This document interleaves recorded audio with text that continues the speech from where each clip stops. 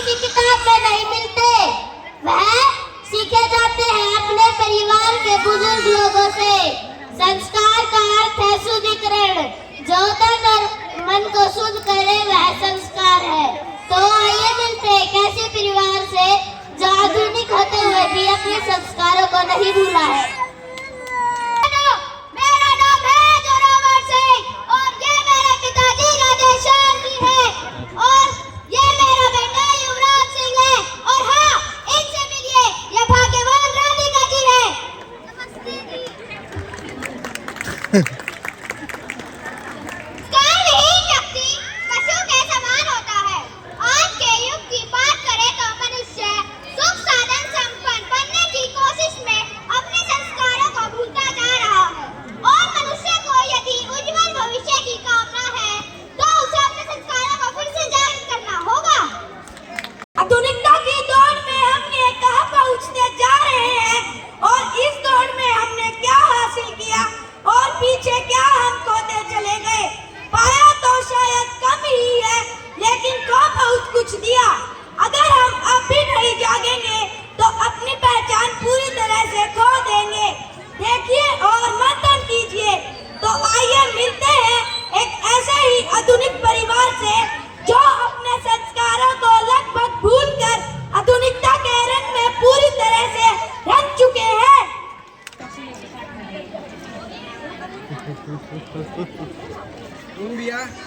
हाँ भाई। My name is Mr. Vicky, but my real name is Mr. विकास। जो मुझे ओल्ड सा लगा, so I changed my name Mr. Vicky। आप इनसे मिलिए, ये मेरा बेटा लक्की है। मेरे दादाजी ने इसका बड़ा ओल्ड सा नाम रखा था। इसका वो नाम था क्या? हाँ, लक्ष्मी चंद, जो हमारी सोसाइटी में बिल्कुल भी सूट नहीं करता। आप इनसे मिलिए, ये मेरे पिताजी बहादुर सिंह है। ये अपना नाम बिल्कुल भी बदलने नहीं देते। मुझे बड़ी शर्मिंदगी महसूस होती है कि मेरे फ्रेंड्स कहते हैं कि तुम्हारे पिता का नाम तो किसी नौकर का लगता है। खैर छोड़ो, आप इनसे मिलिए। She is my lovely wife Shakku, but इनके पेरेंट्स ने इनका नाम शकुंतला रखा था, लेकिन मैंने अपनी पसंद से इनका नाम शक्कू रख दिया। आपने मेरे फोन का अब तो रिचार्ज को नहीं कराया। अब अपने फ्रेंड से चैट कैसे करूंगा? सॉरी बेटा, आई जस्ट डू इट। अरे बेटा विकास, मेरा चश्मा कहाँ है? जा देख कर बताना, मुझे तो दिखाई नहीं दे रहा। क्या पापा, कितनी बार कहा है मुझे विकास नहीं विक्की कहा करो। और हाँ, आपका ये रोज का तमाशा हो गया है, एक चश्मा भी नहीं संभाला जाता। अरे शक्कू, पापा का चश्मा देना तो जरा। मुझे डिस्टर्ब करने की जरूरत नहीं है। इस बुड्ढे ने तो परेशान करके रख रखा है। इस बुड्ढे ने तो परेशान करके रख रखा है। मैं अपनी फ्रेंड्स के साथ चैटिंग में बिजी हूँ। मैंने आपको कहा था ना, इस बुड्ढे को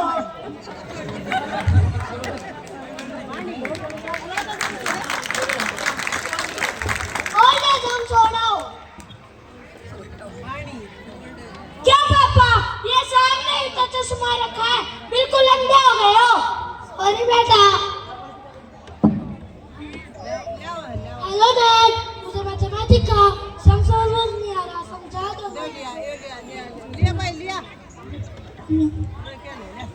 But you can't see, I am busy in my phone। अपनी इसी टेंशन को मिटाने के लिए तो मैंने तुमको फोन ला कर दिया था। YouTube पर जाकर देख लो गोवे। Okay dad. अरे बेटा लक्ष्मी चंद, ला मेरे पास लेकर आ, मैं तुम्हें समझा देता हूँ। अरे क्या दादू, आप मुझे लकी नहीं कह सकते और आप तो रहने ही दो, ये आपके बस की बात नहीं है। ये इंग्लिश में है, मैं अपने फोन से समझ लूंगा।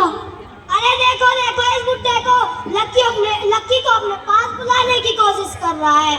कल इसकी और ये भी लक्की को अपनी तरह बिल्कुल ही गंवार बना देगा। कल इसकी टीचर कंप्लेंट कर रही थी कि ये भी अब हरियाणवी बोलने लगा है। मैंने आपको कहा था ना कि ये बुड्ढा लक्की को भी अपनी तरह गंवार बना देगा। और हाँ, मैंने आपको कहा है ना, इस बुड्ढे को किसी ओल्ड एज होम छोड़ाओ।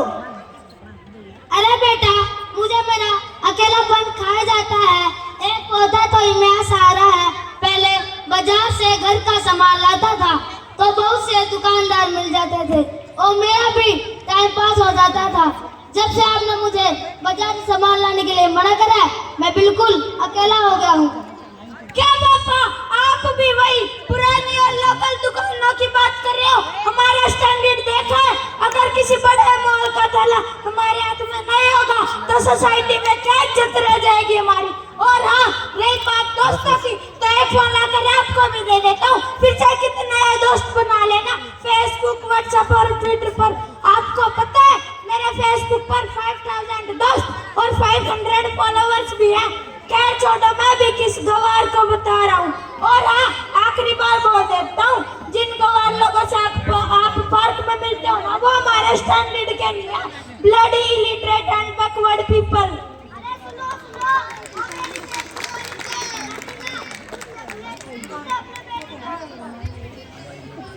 अरे सुनो, वो मेरी फेसबुक वाली फ्रेंड है ना टीना, उसने अपनी बेटी का एडमिशन एक बड़ी बिल्डिंग वाले स्कूल में करवा दिया है।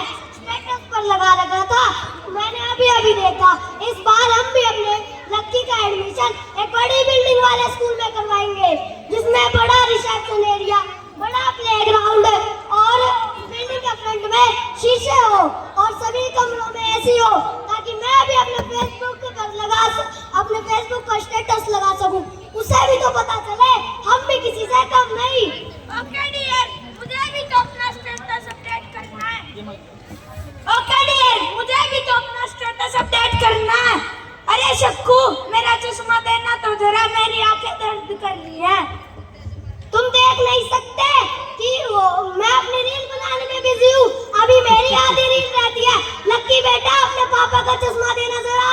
अरे क्या पापा, ये सामने तो रखा है, बिना बात के परेशान करने लगा। कभी अंधे हो गए हो, आपको पता नहीं था मैं अपने फ्रेंड के साथ फेसबुक पे लाइव था। लगता था जी से पहले आपको और एग्जाम छोड़ना पड़ेगा। लक्की, अपने एल्डर से बात करने का ये क्या तरीका है? तुम्हें स्कूल में यही सिखाया जाता है? ये मैं स्कूल से नहीं पढ़ा, तो मैंने आप और मम्मी से सीखा है।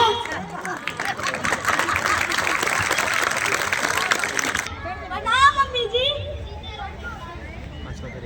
प्रणाम दादाजी। बेटा युवराज, हमारे परिवार में सबसे बड़े आदरणीय आपके दादाजी हैं, तो सबसे पहले उन्हीं को प्रणाम करना चाहिए। सॉरी पापा जी, आगे से ध्यान रखूंगा। अरे कोई बात नहीं बेटा, अभी छोटा है, धीरे धीरे समझ जाएगा। लाओ, मैं सबके लिए खाना बना देती हूँ। आपको ऑफिस भी जाना है, युवराज को स्कूल जाना है। पिताजी युवराज को स्कूल छोड़कर अपने दोस्तों से भी मिलने जाएंगे। क्या दादाजी, आप भी हर रोज अपने दोस्तों के पास जाते हो? अरे बेटा युवराज, वे दोस्ती तो होते हैं जो हमें कभी बूढ़ा महसूस नहीं होने देते और हमारी हर मुसीबत में हमारे साथ खड़े रहते हैं। ऐसे सच्चे दोस्त बड़ी मुश्किल से मिलते हैं। बहुत अच्छी बात है पिताजी, ऐसे ही अपने दोस्तों के साथ मिला कीजिए, किसी के साथ चाय पीजिए और किसी को अपने घर बुला कर पिलाइए। और हाँ, आते समय अपने दोस्त सतीश अंकल से भी राशन का सामान लेते आना और उनके हालचाल भी पूछते आना। क्या पापा जी, आजकल तो ऑनलाइन शॉपिंग का ट्रेंड चला हुआ है, यहाँ बड़े-बड़े मॉल से खरीदारी होती है और आप दादाजी से इन लोकल दुकान से सामान लाने को कह रहे हो? पिताजी, मैं तो ऑफिस जा रहा हूँ, अब आप भी अपने पोते को इन लोकल शॉप्स का महत्व समझाइए, जैसे मुझे समझाया था। जीते रहो बेटा। सुनो बेटा युवराज, क्या तुम्हें कोरोना काल का समय याद है? हाँ दादाजी। लॉकडाउन से जब सब कुछ बंद हो गया था, तब इन्हीं लोकल शॉपकीपर्स ने हमें हमारा जरूरत का सामान उपलब्ध कराया था और उन्हें भी सामान दिया था जिन्हें पैसे की तंगी थी। और यहाँ तक कि जो बड़े बड़े ऑनलाइन शॉपिंग सेंटर, बड़े बड़े मॉल हैं, उन्होंने भी सामान देने से मना कर दिया था, चाहे वो उनके कितने ही पुराने कस्टमर क्यों ना। अगर उस समय ये लोकल शॉपकीपर्स ना होते तो आधा से ज्यादा देश कोरोना से नहीं, भूख से मर जाता। और आपको याद है, जब आपको पार्क में खेलते हुए पैर में चोट लग गई थी, तब पार्क के सामने वाला दुकानदार ने आपको हॉस्पिटल पहुंचाया था। ये बात तो सच ही कह रहे हैं दादाजी। पिताजी, आज मैं भी अपनी सहेलियों के साथ अनाथ आश्रम में बच्चों को कॉपी किताब बांटने जाऊंगी। अगर मुझे आने में ठीक है बेटा। चलो बेटा युवराज, मैं तुम्हें स्कूल छोड़ देता हूँ।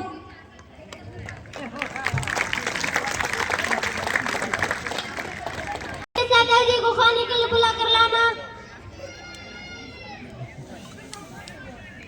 दादाजी खाना खाने आ जाओ। चलो बेटा, मैं आ रहा हूँ।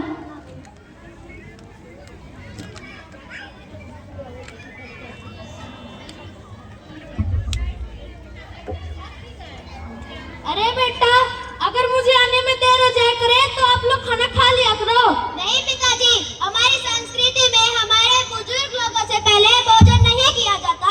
जिस परंपरा को आपने बखूबी निभाया है, उसको हम कैसे तोड़ सकते हैं पिताजी? शाबाश बेटा, मुझे तुमसे यही उम्मीद थी।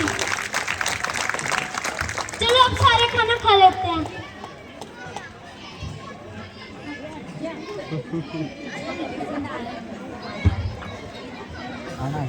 पिताजी, पिछली बार हमने आपकी बात नहीं मानकर बहुत बड़ी गलती कर दी थी। हमने युवराज का एडमिशन स्कूल की बड़ी बिल्डिंग, बड़ा प्लेग्राउंड और रिसेप्शन एरिया को देखकर करवा दिया था। बेटा, मैंने तो आपको पहले ही समझाया था कि ये सब दिखावे के चक्कर में ना पड़ो। ये बड़ी बिल्डिंग, बड़े क्लासरूम और ऐसी बस बच्चे के किस काम के? बच्चे के काम का है तो बस उसके स्कूल का अच्छा वातावरण, अच्छे अध्यापक और उसका क्लासरूम। हाँ पिताजी, हमारे एक इस गलत फैसले ने हमारी पॉकेट का बोझ तो बढ़ा दिया, लेकिन युवराज की ग्रोथ नॉलेज में कोई ग्रोथ नहीं है।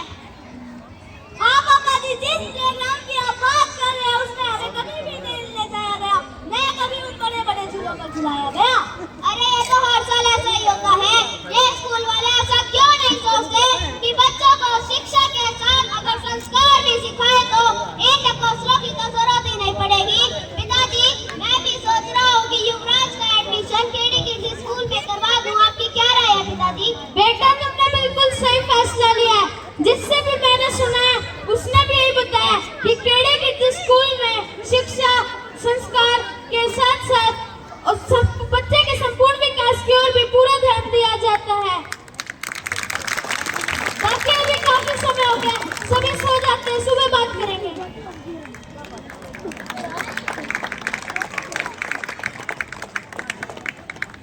बेटा युवराज, तैयार हो गए?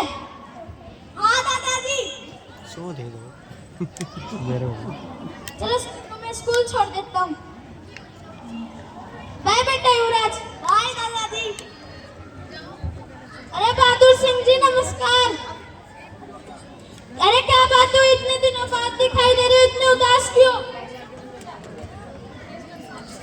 क्या बताऊँ राधे श्याम जी, मैं पोता लक्ष्मी चंद बहुत ज्यादा फोन लेकर उसकी आंखें खराब हो गई हैं और वह हॉस्पिटल में भर्ती है और उसे खून की जरूरत है और उस ब्लड बैंक में उस ग्रुप का ब्लड ही नहीं है।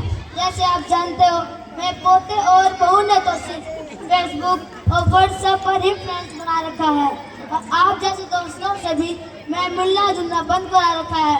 उन्होंने अपने सभी दोस्तों के पास रिक्वेस्ट कर मदद मांगी, लेकिन कोई भी ब्लड देने के लिए नहीं आया।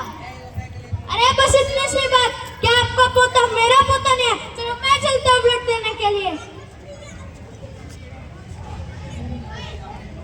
अरे चाचा जी, आप इतनी जल्दी में कहाँ जा रहे हो? अरे भाई, इनके पोते हॉस्पिटल में एडमिट है और उन्हें खून की जरूरत है, तो वहीं जा रहे हो खून देने के लिए। कोई बात नहीं चाचा जी, मैं भी चलता हूँ। आखिर आपका पोता मेरा ही बेटा लगता है। डॉक्टर साहब, मेरे दोस्त हैं यहाँ पे, एक बार इनका ब्लड ग्रुप चेक कर लीजिए। नहीं अंकल जी, हम आपका ब्लड नहीं ले सकते क्योंकि आपकी एज बहुत ज्यादा है। अरे मेरा नहीं ले सकते तो इसका तो ले सकते हो, जल्दी चेक करो। डॉक्टर हिमांशु।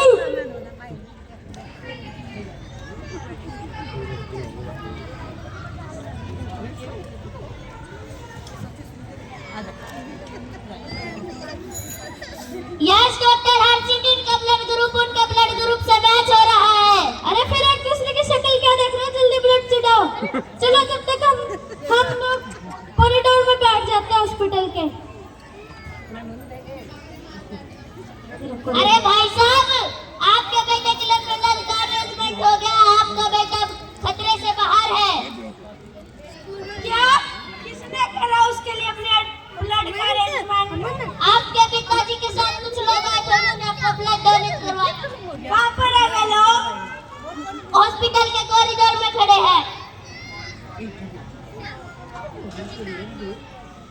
सॉरी पिताजी, मैंने आपको भला बुरा कहा। सॉरी अंकल जी, मैंने आपको भला बुरा कहा। थैंक यू भाई साहब, आपने मेरे बेटे को खून दिया। पिताजी मुझे माफ कर दीजिए, मैंने आपको इतना सब कुछ कहा। सॉरी पिताजी। कोई बात नहीं बेटा।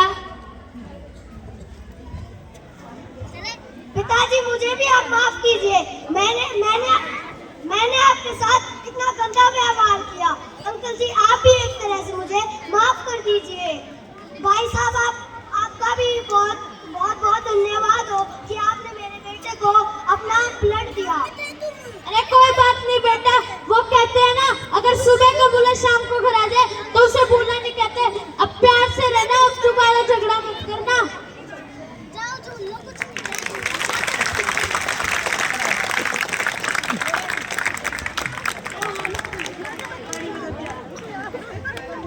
तो आपको और मेरे को इस छोटे से प्रस्तुति से ये पता चलता